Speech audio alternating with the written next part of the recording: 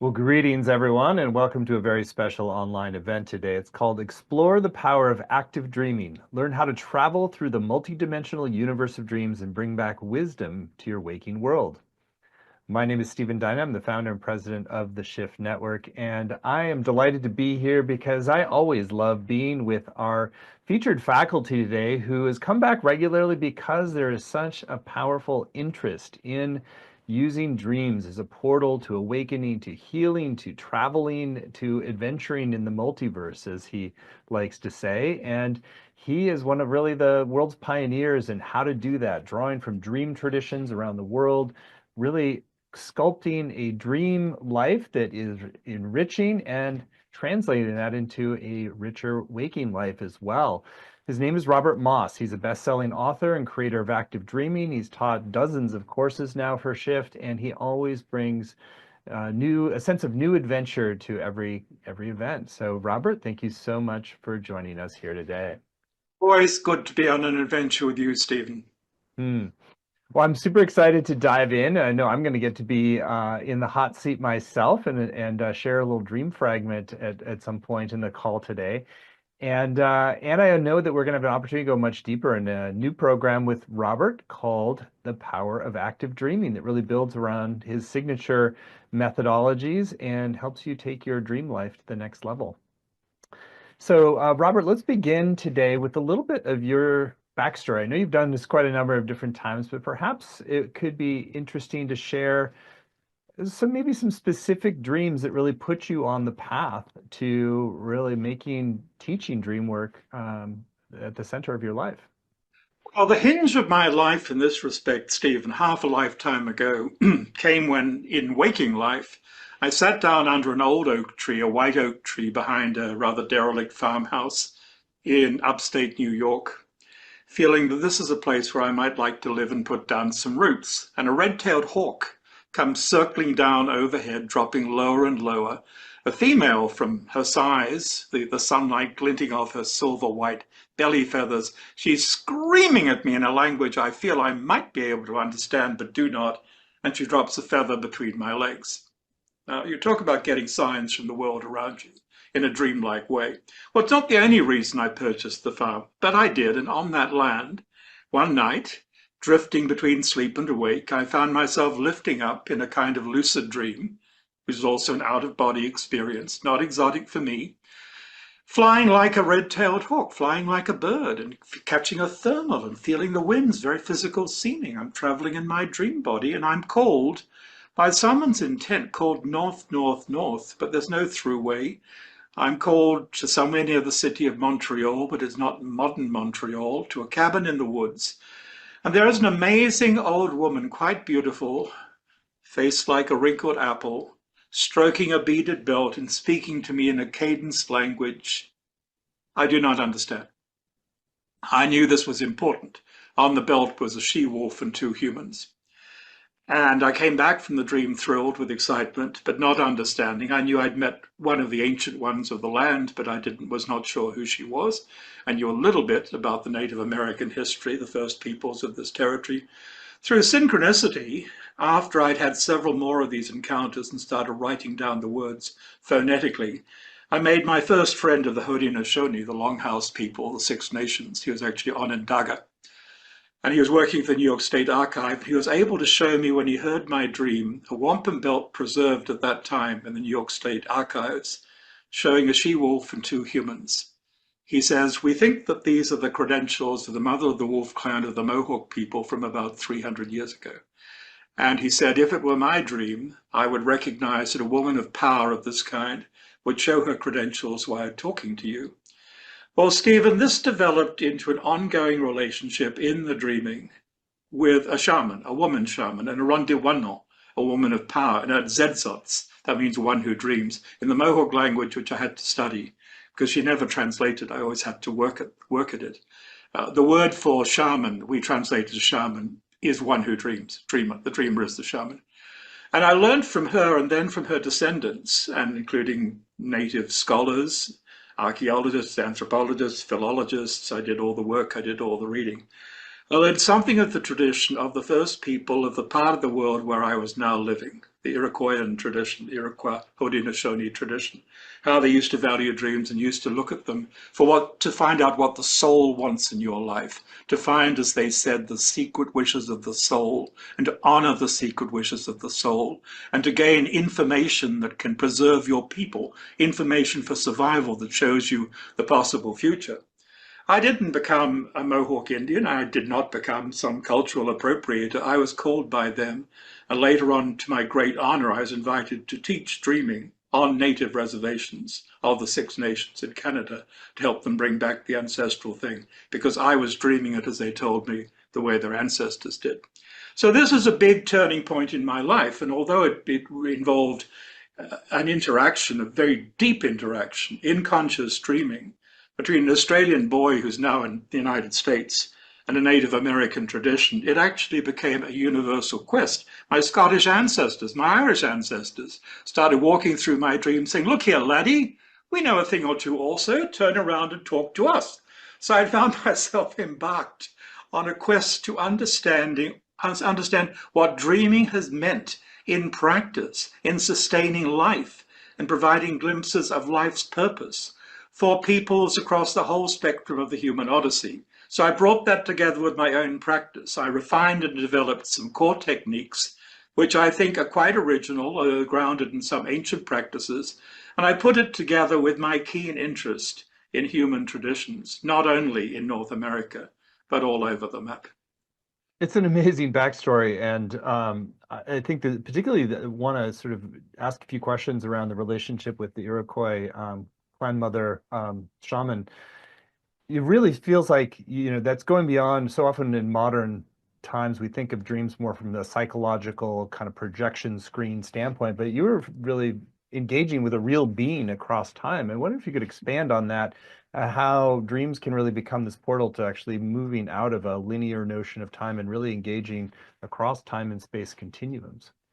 I have no theology about all of this, no ideology, but I do believe that our lives are connected to dramas and choices that were made and are being made and will be made by other personalities in other times and places who are part of our multidimensional family.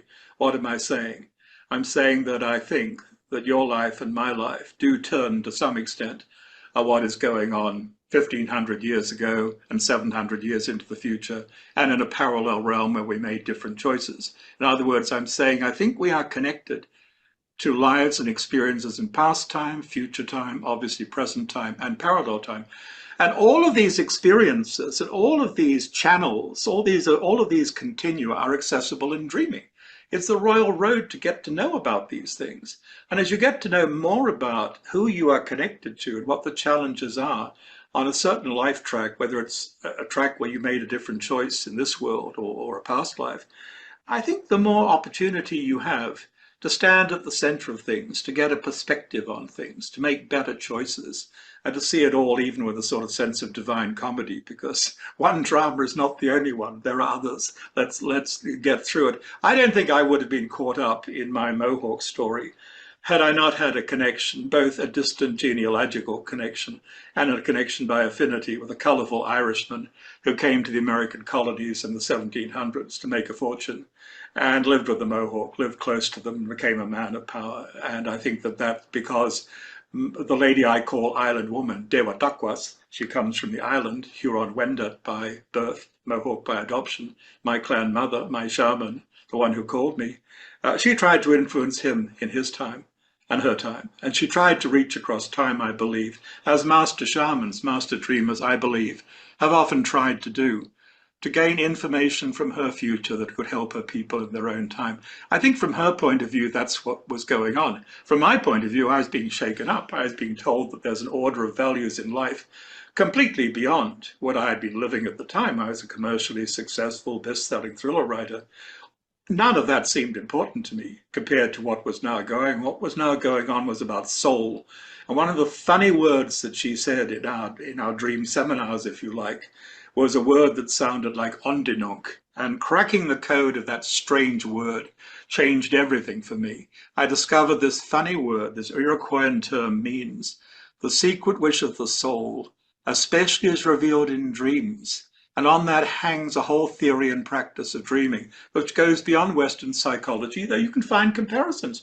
You can even compare it to Freud. It goes beyond Freud, but you can make out a case that there's something like Freud. Dreams show you wishes, desires that are suppressed or ignored by the ordinary mind. That sounds a bit Freudian, doesn't it? But it Hmm. goes to a depth beyond Freud. They're saying your soul, your deepest self, is speaking to you in dreams, telling you how you should live, what it's all about, and what you need to stay whole and well and good for your people. And the job of decent people in a decent society is to gather around you, the dreamer, when you remember a dream, and listen to you and help you to figure out what the soul is asking for, and then take action, take action, take action to embody what the soul is asking for. So implicit or explicit in this tradition of dreaming is a very activist approach. Dreams are to be acted upon. They're not simply to be analyzed or discussed or classified as texts. The Iroquois were a pre-literate people anyway when the Europeans came. No, dreams are action imperatives. The soul is telling you what you ought to do, and pay attention. Hmm. I wonder if you can expand a little bit on the relationship between cultivating a sort of, an active, lucid, active process of, directing the dream versus that receptive function of like, oh, what are the whispers from the soul saying that I should do? And sort of more just kind of almost being passive about that reception versus the active creator of a landscape or an experience. Very good question. Well, I invented the term active dreaming to define my own approach because it's meant to be a provocation. I mean, a lot of people think that dreams, if they're worth paying attention to, are still passive experiences. I lay down, I went to sleep, I had a dream, or a dream had me. That's it. Well, I'm in favor of completely spontaneous sleep experiences where you set no agenda and you let things unfold. Don't get me wrong. I'm absolutely in favor of that. I'm also in favor of being aware, whether you're sleeping, dreaming, waking, or something else. You always have choice. You can navigate.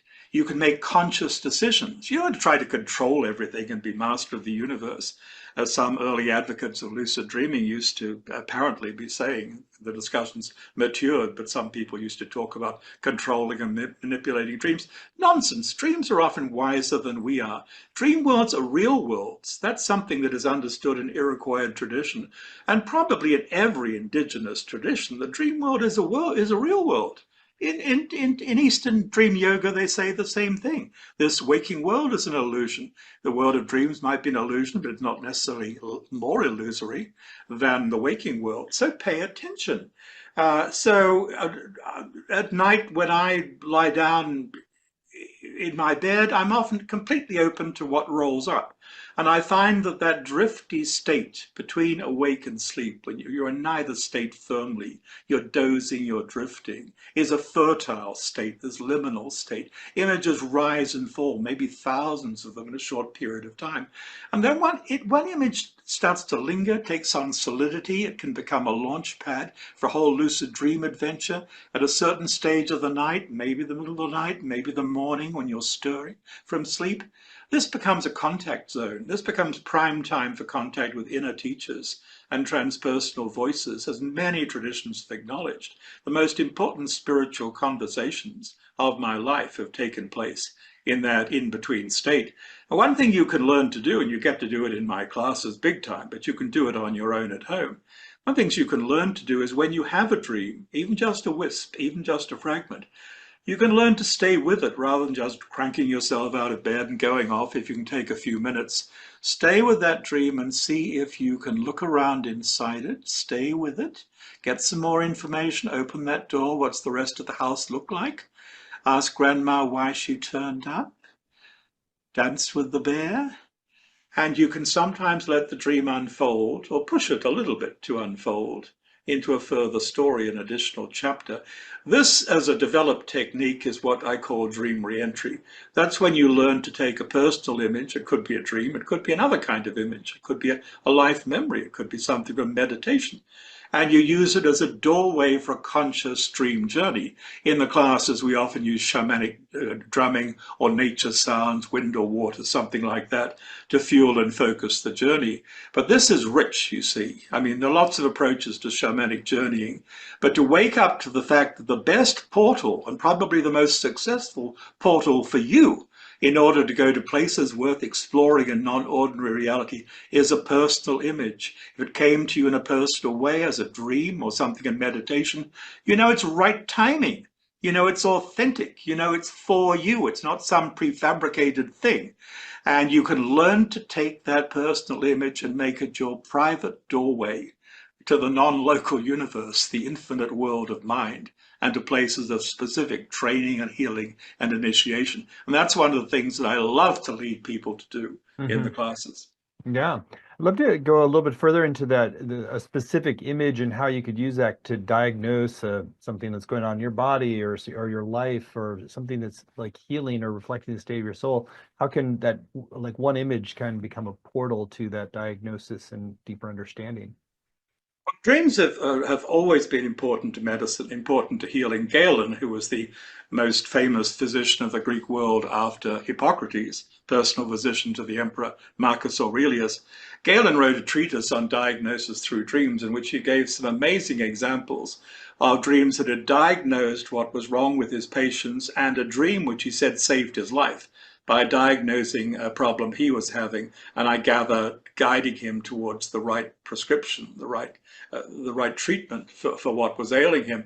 And he said that one of the reasons, a rationalist Greek physician, right, not a mystic, not someone in a crystal shop, the most famous rationalist physician of his era after Hippocrates.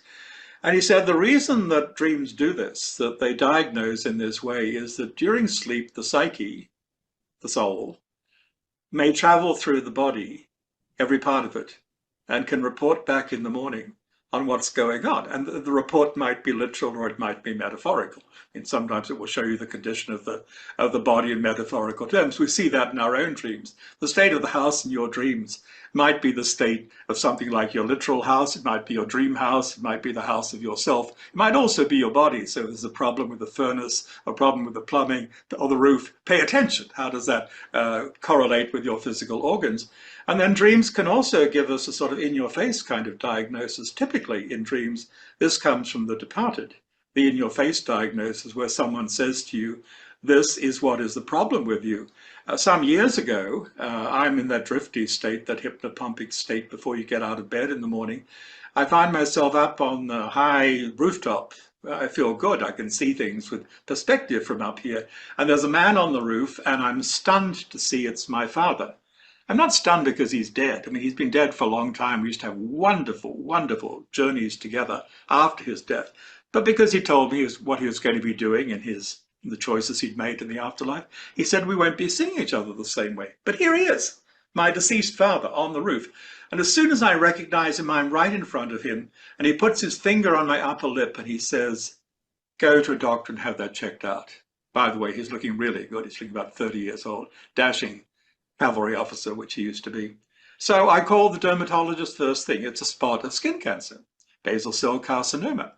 You know, it can be dealt with. It's an odd location, but it can be dealt with if it's recognized and dealt with. But in my general physical the week before, the doctor, my general practitioner, hadn't recognized anything, nor had I.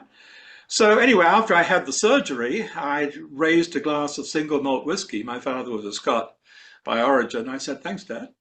So there's a case of in-your-face diagnosis. But what it Wow. gets better than that. It gets better than that. Because the images we receive in our dreams can also be worked on, massaged, shaped for healing. Our dreams are a factory of images. And we know it's increasingly accepted in medical science that the body does believe in images. If you can give the body thoughts and images with some juice that the body can believe, the body might behave in a more satisfactory way. Where do you get those images? Well, people will offer you all sorts of hand-me-down visualizations. Some work, some don't. But your own images from your dreams are going to be a flawless source of potential healing from imagery, particularly the dreams you don't like. You dream of a shark and it scares you. Well, I'll tell you something that comes from my practice. If cancer is on the horizon for you, and the shark is swimming in the waters of your dreams, you have an ally available. If you can find the courage and clarity to recruit that ally, how? By going back inside the dream and meeting the shark. How can I do that? Well, I can teach you. Because I've seen people challenged by the disease of cancer and challenged by an animal or an insect, which is in a way a disease marker, who've been able to go back inside a dream, work with the image. Jung would call this active imagination. I call it dream reentry. They have some things in common. Mhm. And find a power for imaginal healing. The shark, by the way, according to legend, doesn't get cancer. It does actually occasionally get cancer, but it's very rare. So the shark is a potential ally in imaginal healing for cancer. And then there's a whole realm of soul. Our dreams also show us, as the Iroquoian tradition we were talking about earlier reflects, dreams show us the state of the soul, and they sometimes suggest where and how we have lost vital soul energy in life. We suffered shame, we suffered disappointment, we suffered grief. Some part of us went away. People understand this viscerally, you know, whereas a few sandwiches short of a picnic. Some of us is missing. We're not ourselves.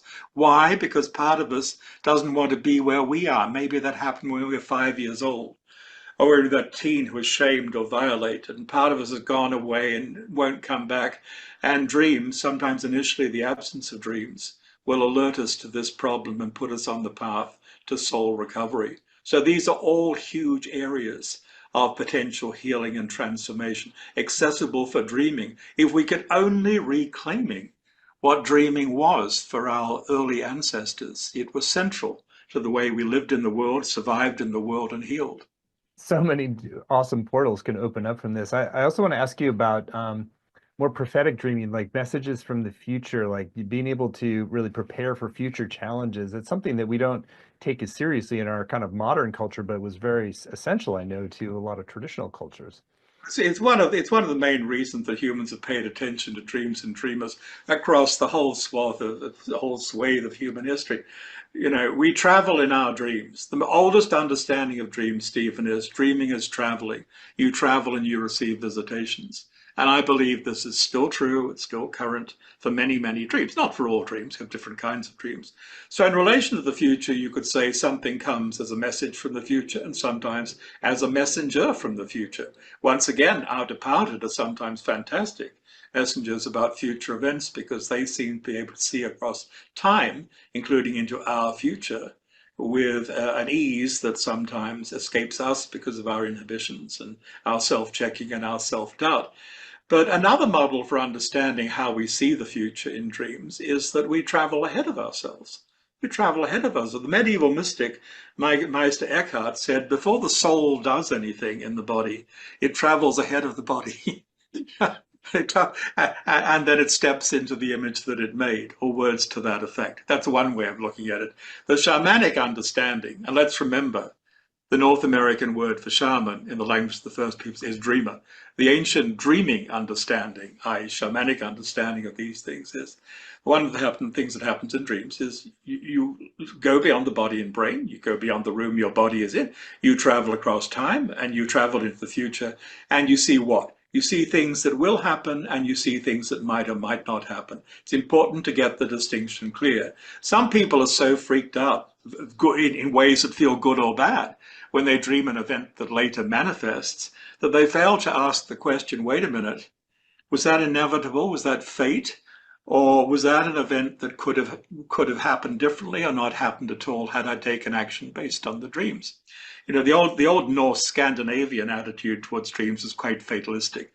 Dreams are the heralds of fate, is what they said in the Icelandic sagas. Dreams are the heralds of fate. They show you what will be, and the best you can do is to get a grip, stiff upper lip, and face the future as it's laid out. Well, that's not my attitude, and that's not the attitude of active dreamers.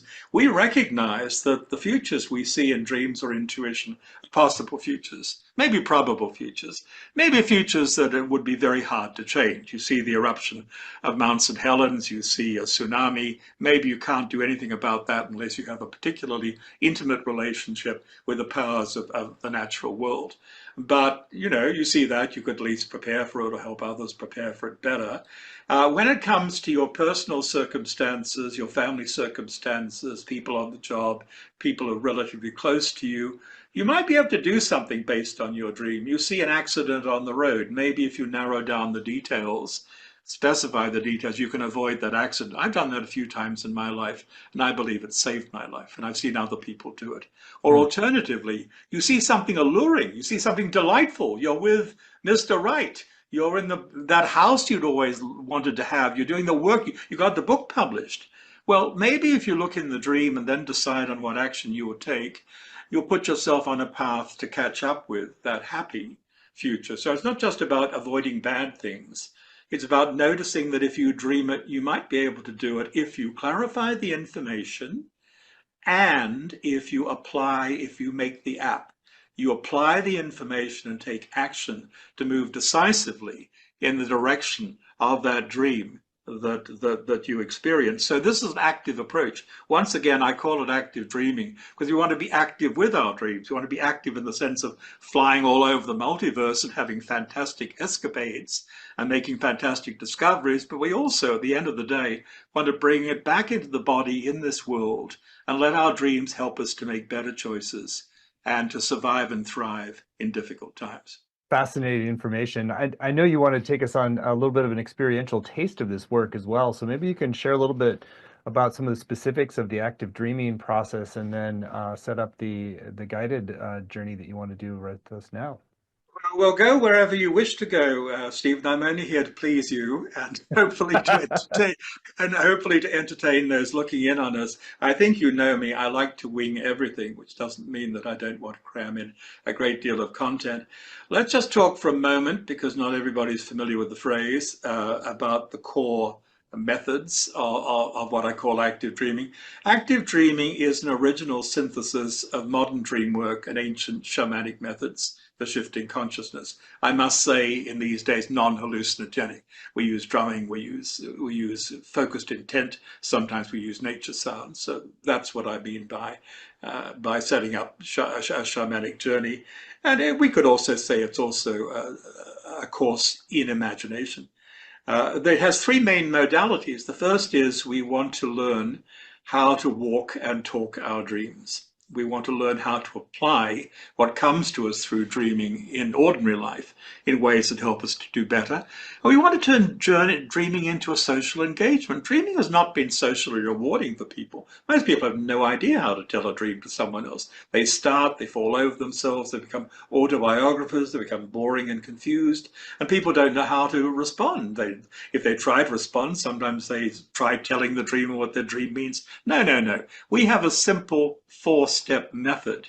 And Stephen, if you're willing to share a dream fragment, I heard you say you brought one, but I don't know what it is. If you're willing to share a dream fragment, we could do a very quick demonstration of a four-step technique I invented called the lightning dreamwork process. I do believe this is the best method available on the planet for exploring a dream, and it can be applied to any kind of personal story. Would you like to do that? Sure.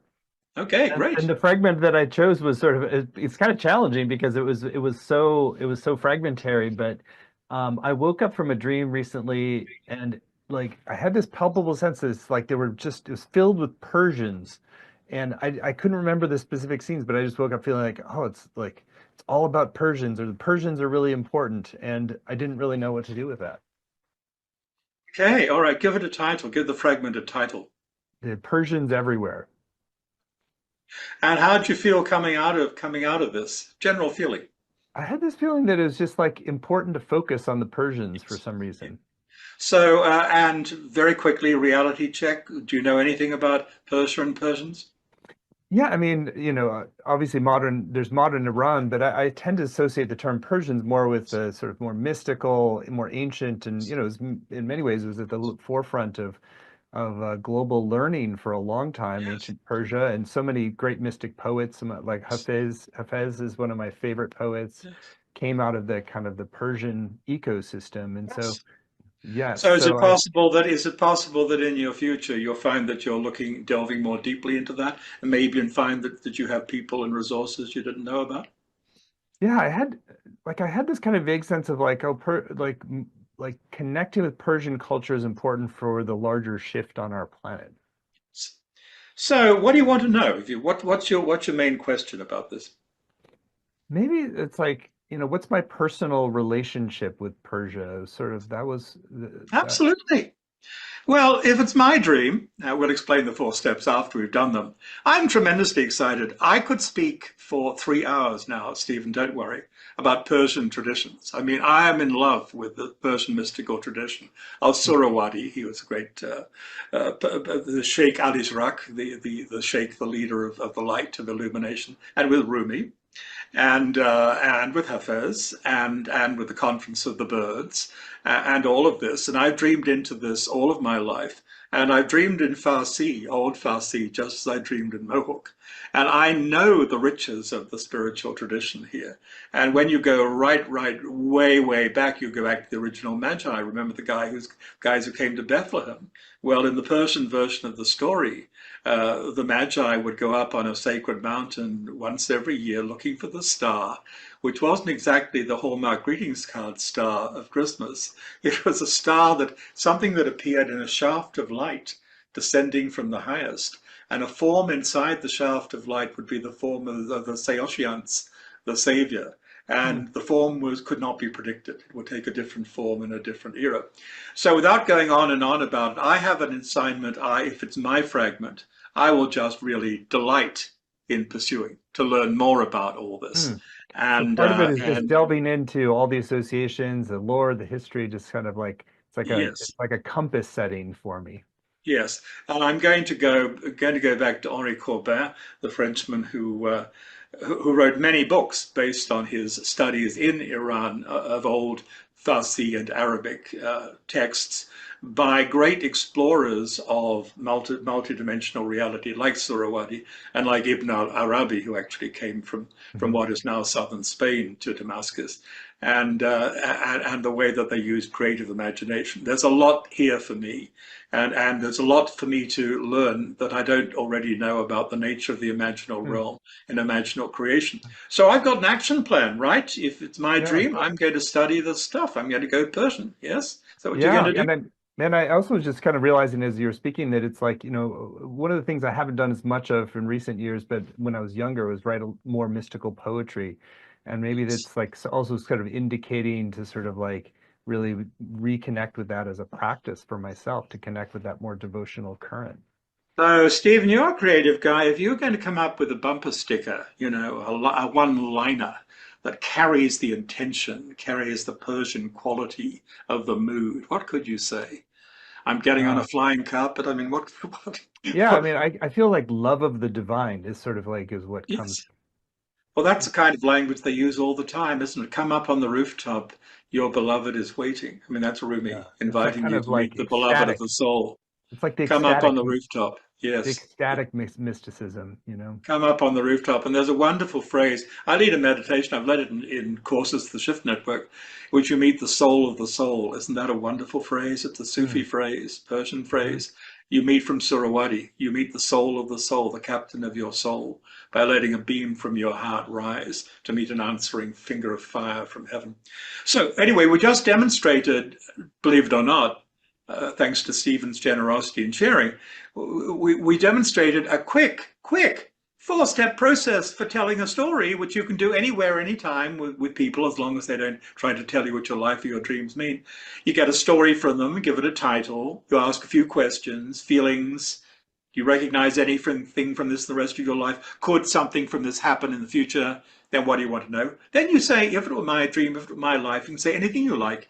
Be a Freudian if you want to be. It doesn't matter as long as you're saying, if it's my dream and not telling the dreamer what their dream means. And finally, you want an action plan.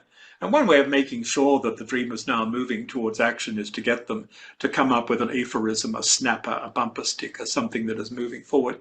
So that's one of the modalities of active dreaming, getting us used to sharing in the right way. And of course, the fundamental practice, more important than sharing, is journaling, getting it down in your journal and playing a Hmm. few games Hmm. with the dream material in your own life, which you note in your journal. The second big modality of active dreaming, to pick up the thread again, is that it's a mode of shamanic lucid dreaming. I mean, we have all sorts of ways of embarking on conscious dream adventures. And the best way to do that, in my mind, is to start out conscious or lucid and stay that way. You're in that hypnagogic liminal zone, stay there. Let something become the portal to adventure, or just watch images rise and fall, checking on the state of yourself, perhaps beyond what you ordinarily recognize. Learn to go back inside a dream, dream reentry, and other techniques. And finally, active dreaming is about waking up to the play of dreamlike signs and symbols in everyday life. So it's about conscious living. It's about becoming a chiromancer, another word I invented, Kairo. A chiromancer is poised to notice special moments of synchronicity when time operates differently, and maybe to take action in that moment of opportunity when things are working differently, playing differently in the world. So that's a way of being a conscious dreamer with your eyes open and all your senses aquiver 24/7. Beautiful. I was illuminating with my own dream fragment there, and it's interesting to take such a small fragment and open up a lot. Do you want to also guide us in a little bit of the grow your tree of vision practice? I know you We had can that. do it. Well, we're shifting into a different mode, so perhaps we want to slow down a little bit and just ask people to find themselves sitting, preferably in a comfortable position, sitting with your feet flat on the ground. Can you do that? Feet flat on the ground, and just following the flow of your breath. I don't mind how you're breathing. As you breathe out, you're releasing anything that's holding you back, any niggling, nagging little voices. Any worries that you can just put on one side for now. You can come back to them later, and dreaming will help you. So you're releasing anything that's preventing you from being absolutely present to this moment of now. And as you breathe in, you're breathing in a sense of expansion, of adventure, of possibility, of opportunity. Yes. And now you're feeling the flat of your feet on the floor, and you're letting yourself reach down with your awareness down through the soles of your feet, down through the floorboards probably, down through foundations, topsoil, rocks. You're reaching down into the earth. You're reaching down into the earth, reaching deep, spreading wide. As the roots of a tree go deep and spread wide, and you're letting the earth energy begin to rise up into your body, rising up through the soles of your feet, rising up through your legs, rising up through your trunk, rising up through all of your body, up to the crown of your head, rising above the crown of your head, like the canopy and branches of a tree, streaming down around you like a soft mist returning to its source. And as you continue to breathe, the cycle renews and deepens. As you breathe in, you feel the earth energy rising up through the soles of your feet, up through your trunk, up to the crown of you, spreading above you and around you, flowing back towards its source like a gentle rain. And again, as you breathe in, the earth energy is rising up to the crown of your head, streaming down and around you. We might just put a graphic of a tree of light on the screen so you go a little bit deeper. Use it if you like, or not. So here you are with the earth. You're feeling centered and grounded. You feel yourself rooted in the earth as a tree is rooted. How like a tree you are becoming. Trees feed on light. You feel yourself now reaching for the light. You're hungry for light. And you find that light is streaming down on you, streaming down from above. And you're drinking the light. The light is coming down through the crown of you, streaming down through your body, rolling down through every fiber and particle of you. You're filling with light. It's delicious. And as the light continues to fill you, you feel the light streaming around you. You feel as if you're inside an aura of light. And as you continue to drink the light, you find the earth energy is rising to meet the light at your center, which might be at your solar plexus, it might be at your heart.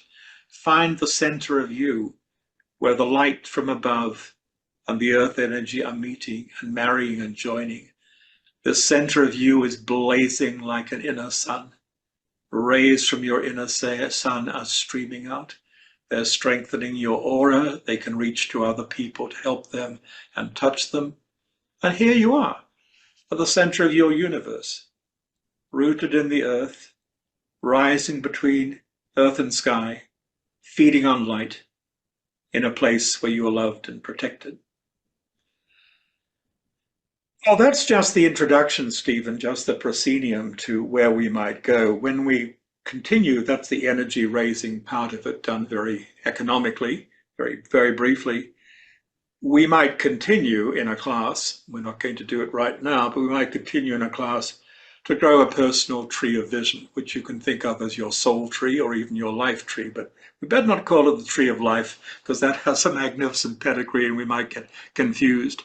Nonetheless, as you grow a tree of vision, which might resemble a tree that you know well, and you now find yourself able to be very close to the tree, to stand as the tree stands, to feel the weather and the winds as the tree experiences them, to go down through the roots, or climb up through the high branches, or go inside the deep dream of the heartwood of your special tree, you'll find that you are building or reinforcing, growing a place of sanctuary, a place of rendezvous with spiritual allies, who in any class series of mine is going to include the animal powers and the bird tribes and the angels. You're finding a place of rendezvous with spiritual allies. You're finding a place of reflection. You're finding a place of rest and regeneration. You'll find that the tree itself becomes part of your imaginal identity, a place of important history, a place of important discovery, a place where you can start to ascend, to meet teachers on a higher level in what shamans call the upper world. So we're just introducing a little bit, in the simplest possible way, of the geography of visionary Hmm. experience. I love it. Well, it's clear that this can open up, path can open so much up. I want to talk a little bit more about how this translates into a different way of navigating the overt world, the non-dream world that we navigate day to day, and how do you use some of what opens in terms of this as a practice in really approaching our everyday life in a different way? Well, let me count the ways, or rather, don't let me count the ways because they're probably beyond counting. There are so many ways that this translates into finding help in surviving and thriving, whatever external circumstances are like. And that starts with building our inner resources and defenses in difficult times. We need a place of sanity, don't we? We need a place of clarity and coherence. We need a place where we can hear the voice of conscience and where our dreams perhaps can be a corrective to the delusions of the day. And our dreams give us that place, that sanctuary of clarity and coherence. And as we learn to share dreams with other people and make deeper friendships that include sharing these inner resources, we grow that personal oasis into a base of sanity and coherence for people who are going to need that more than ever. So it starts with developing and conserving inner resources, which will help get us through and give us stability and confidence that we might otherwise lack. Our dreams will give us advice and counsel and sometimes the most specific direction on any issue we have in mind. And we can try for that by dream incubation, which is the old term for what can be a very simple process. In the ancient world, people went to great lengths in practicing dream incubation because they really thought, they believed they were going to bring about a face-to-face encounter with a god or goddess. And to do that, it might require animal sacrifice, it might require burning all sorts of stuff, it might require payoffs to priests. Perhaps we don't regard our interaction with sacred beings quite the same way, and most of us don't do animal sacrifice, and most of us who will burn anything are not burning braziers full of unguents and juniper and cedar and all the rest of it. But dream incubation on a daily, homely basis, when you want guidance on a theme, is as simple as setting an intention, a clear, hopeful intention for guidance from your dreams. You can address it to any power you believe in, but I think it's quite sufficient to address it to the night. And you can say, I would like guidance on such and such. and you can make it as explicit and as detailed and specific as you like. You can make it as big as you like. I mean, and I'm just thinking now, without necessarily wanting to go through all the details, about all the times in my life, in my publishing history, because I've been writing and publishing books for most of my adult life, when I sought specific guidance on specific situations in my publishing life. And maybe I'll share one of them because it's an example of getting guidance on not going forward with something. And it's rather funny in the way that it points at me. So back in the day when I was making lots of money by writing commercial best-selling thrillers, I made a contract to write another thriller with a Russian theme, and I wasn't doing well with it. I mean, my heart wasn't in it. I really didn't want to do this. I wanted to go off into the woods and dream like a Mohawk Indian or whatever. So I set an intention, I asked for guidance on the book, and I dreamed that I'm at a restaurant, which is very upscale, but it's set up for a banquet, hundreds of people. And the porcelain is exquisite, and the silverware is sort of gold rather than silver. And I'm in the dream, I'm rather puffed up. Oh, it's all about me. Look at me, aren't I doing well? The maitre d' comes shaking from head to foot. What's the matter? I say to him. Mr. Moss, there's a problem in the kitchen. What's the problem? He says the master chef doesn't like your menu. He will not cook any more stroganoff, and if you insist on making stroganoff, he's going to leave. I wake up and I start laughing. I'm trying to write a book with a Russian theme. My master chef, my creative center, doesn't like the menu. He's not going to be available if I persist in doing this book for the check. So I tore up the contract, Stephen, because I didn't want to have to operate with short order cooks hired out on the street. And for a lot less money, I went on to do other things. So there's an example. You ask, how does this intersect with waking life? It does.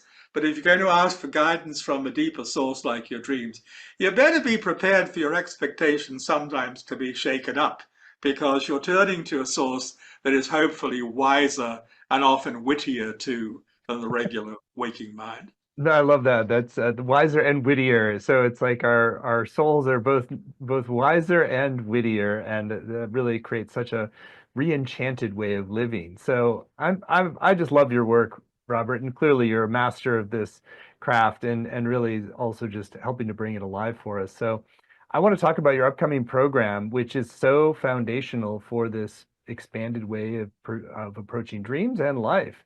It's called The Power of Active Dreaming, and you can find it at activedreamingcourse.com, activedreamingcourse.com. This is a 7-week program and really sets a whole new set of foundations for you to engage your dream life and ultimately your waking life as well. So, Robert, I'd love for you to share about this program that you're now offering and some of your intentions for it. And then I'll read through the module titles and you can give us a preview of what's coming. Well, let me say, you and I both like to use the phrase deep dive. This is truly a deep dive with a twisted and a positive sense. There's a phrase in the Inuit language, the vocabulary of Inuit shamans, which sounds like this, "Kusaitikisha." It's one of their words for dream, and it means literally that which makes me dive in headfirst. Talk about a deep dive. Dreaming is the deepest of dives in the shaman talk of the Inuit. So this 7-week course, which looks as if it's a recap of my core techniques, which I've been teaching forever, is a very deep plunge. Yes, we're going to make available as new practice or as deepening practice for dreamers at all levels, the essential core techniques, many of them signature original techniques of active dreaming. But anyone who knows me knows that any class with me is going to go to depths beyond any previous course. We're going to be experimenting in all sorts of ways. We're going to be hearing fresh stories. We're going to be crafting and making new stories. So I thought it was time, really, to give the punchiest, in a positive, hopefully positive sense, high-octane version of the core techniques that I have ever given. So in that sense, it will be familiar to those who've mastered my techniques. But the applications and where they're going to take us is, I think, going to be stunning. So module 1 is called Call Back Your Lost Dreams and Bring Magic from Other Worlds into This One. This is what we have to do. I mean, you hear it again and again when you listen to indigenous wisdom keepers or read their voices through the anthropologists. They say, if you've lost your dreams, you're in trouble because you've lost a vital part of your soul gone. That's the reason you don't have your dreams, because you're not in touch with your soul. And so your soul is not speaking to you, and so you're in trouble. So many of the people who join my courses come initially as people who've been bereft of dreams for some time. It's interesting, isn't it? I lead courses in dream work, but a significant number of those who join me come initially without recent memories of dreams, and maybe without dreams for years or decades, and they start getting them back. Why? Because we are irresistibly exciting. The dreams start coming because we're playing with dreams as children do, as indigenous dreamers, indigenous shamans do. We're not turning them into boring texts or analysis. We're playing games that amount to dreaming, wide awake. So breaking the dream drought, if you're having one, is part of what we do to begin with, and creating a magnet that draws the kind of helpful energies that will be with you throughout the course and hopefully throughout life is part of it too. Growing your tree of vision in the fuller sense is part of that first class. Making sure that your animal spirits are going to be with you and accompany you in your adventures. That's part of the first course too. Module 2, fly beyond lucid dreams like the ancient dream shamans. Well, one of the Brahmanas says, those who know have wings. I'm greatly in favor of recovering our soul wings, our ability to fly in our dreams. This is something that we want to do. So you're going to be going on journeys in this class, journeys powered typically by shamanic drumming, but sometimes by excellent recordings of wind or waves. And you're going to go on paths that are appropriate for you. Where are you going to go? You're going to go to the imaginal realm, which the Persians talked about so much, as I discussed briefly with Stephen. You're going to go to places of healing and higher education, of initiation and transformation. If you're called by your dreams, you may go to places where you're dead or alive and be with your departed in their own environment and learn about that. So all of these paths are waiting for you, and you're going to find that your dreams give you an excellent departure lounge for all manner of adventures beyond ordinary reality. I love the excellent departure lounge. I love that.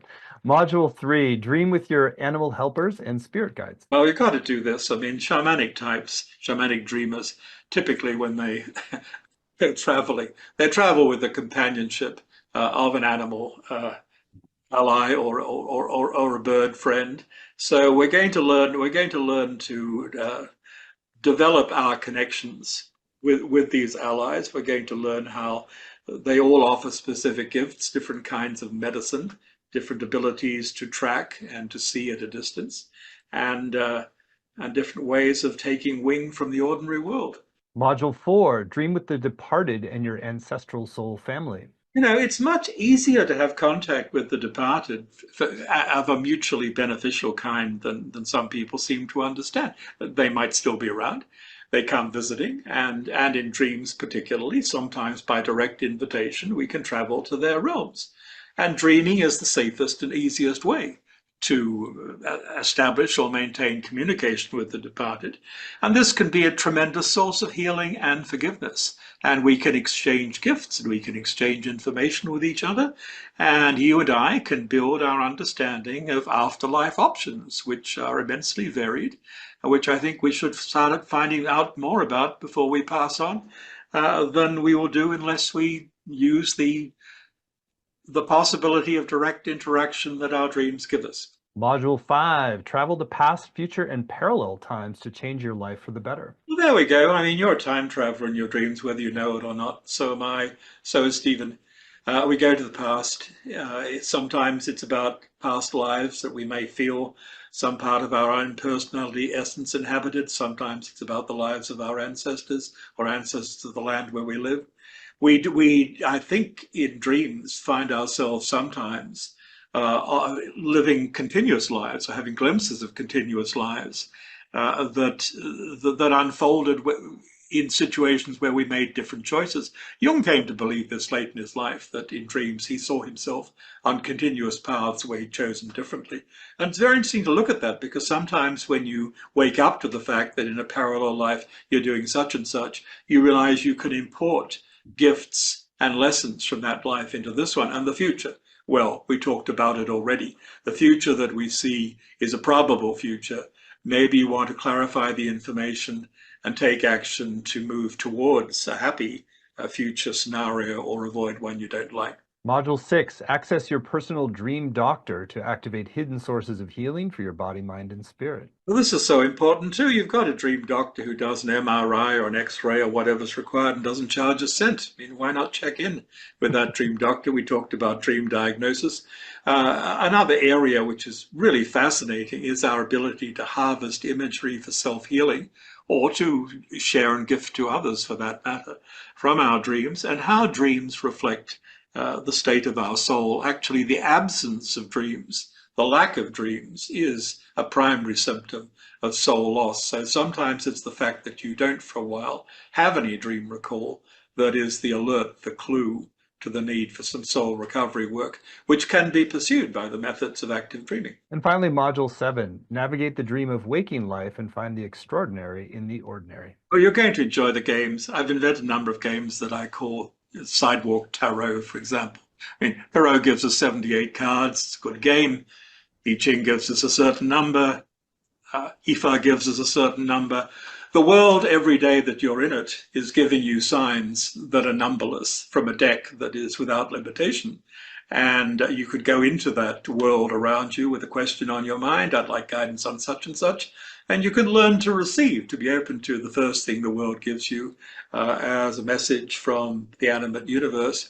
We'll play half a dozen different synchronistic games. We'll construct an oracle exclusively for our class, which the universe is going to give you a message as central to your life. I guarantee it. Well, what an amazing adventure this class is going to be, and it's just so foundational for the skills to really turn your dream life into a time of evolution, adventure, healing, and so powerful. So again, the whole course is laid out in detail at activedreamingcourse.com. In addition to the 7 90-minute live sessions with Robert that he just described, which are a great time to engage in practices and do Q&A, you're also going to get recordings of every session, both video and audio, as well as word-for-word transcripts. There'll be weekly practices for home, a Facebook community that always gets really cooking with all of Robert's courses, as well as small group time to connect with other participants. And really bonding around dream practices is one of the best ways to build new connections and community. And on the page, you're going to see there's a number of extra bonuses designed to enhance your journey. There's a video dialogue with Robert and Claire Johnson called Lucid Dreaming and the Elixir of Sleep. Want to share anything about that special bonus, Robert? Well, Claire is fun. She says in her that the Elixir of Sleep is the title of her new book. She says in her book, sleep is a gorgeous animal. This absolutely grabbed me. And because we sometimes, some of us dreamers sometimes talk as if we don't value sleep that much because we're so busy out and doing. So Claire is good both on some practical ways of getting more lucid in your dreams and on the value of sleep for its own sake, which is a subject well worth thinking about. That's great. So the second bonus that Robert has created called Secrets of the Ancient Dream Shamans, drawing from his extensive exploration of all of these lineages. And there's one special bonus you get if you sign up today by midnight, which is our way to really encourage you to take the time now to go to activedreamingcourse.com, tune in and see if this feels like the right next step for you. And if you do move forward today, you're going to get an extra bonus. It's called The Magic of Lucid Dreaming, a conversation with Robert Moss and Nikki Wardwell Sleet. Want to share a little bit more about that special bonus folks get Oh, today? Nikki is remarkable. She's the high priestess. She is the leader of an order of high magic and witchcraft.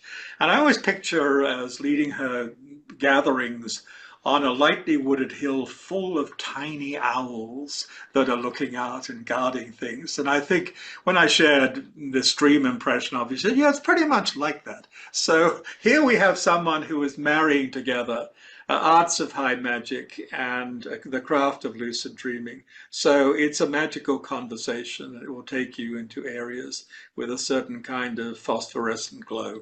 Well, what a great overall roster, and that's a great reason to sign up today. And so, yes, this is going to be an amazing journey. And people just always rave about Robert's courses. They're so engaging, dynamic, they're fun, and it's just a very reasonable investment as well. It's just three payments of $128. You save 10% when you pay in full with one payment of $349.